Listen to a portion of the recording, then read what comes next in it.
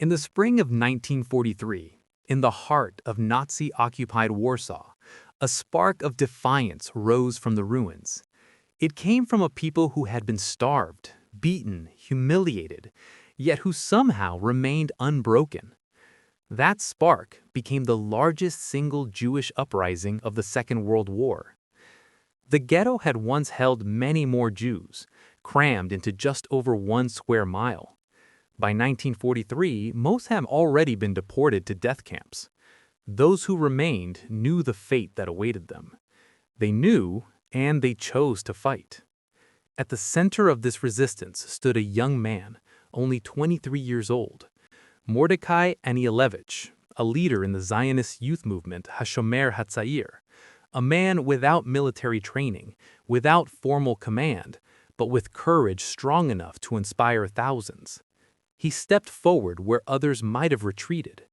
He believed that even in the face of certain death, dignity could still be defended. On April 19, 1943, on the eve of Passover, German forces entered the ghetto to begin the final liquidation. But this time, they were not met with silent terror, but with rifle fire, homemade explosives, and barricades. Against one of the most powerful armies in the world stood the ghetto's fighters, women and men, teenagers and the elderly, rising up with whatever they had. And the world saw Jewish resistance fighters hold off the Nazis for nearly a month. 28 days of burning streets and shattered walls. 28 days of impossible courage. Inside bunkers and hiding places, despair and hope lived side by side. People listened to the distant echoes of battle, knowing that every moment of resistance was a moment stolen from death.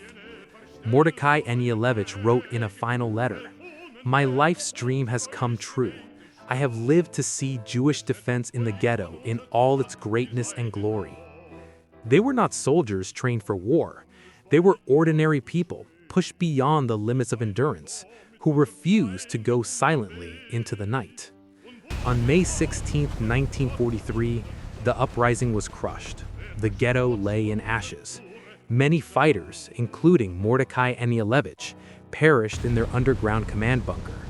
But the Nazis did not destroy what truly mattered, for the uprising was more than resistance. It redefined what it means to fight when hope itself seems impossible. The Warsaw Ghetto Uprising became a universal symbol for courage, for resistance, and for the indomitable human spirit.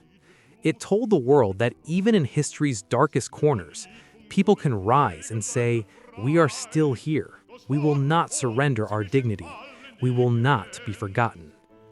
Today, we honor their courage, we remember their names, and we carry their story forward, so that the flame they lit on the shattered streets continues to burn in every struggle for freedom, justice, and human dignity.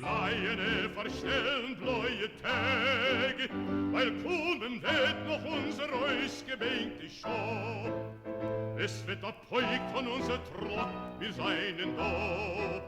Weil kommen wird noch unser euch gebenkte Schop. Es wird erbeugt von unser Trott, wir seinen Lob.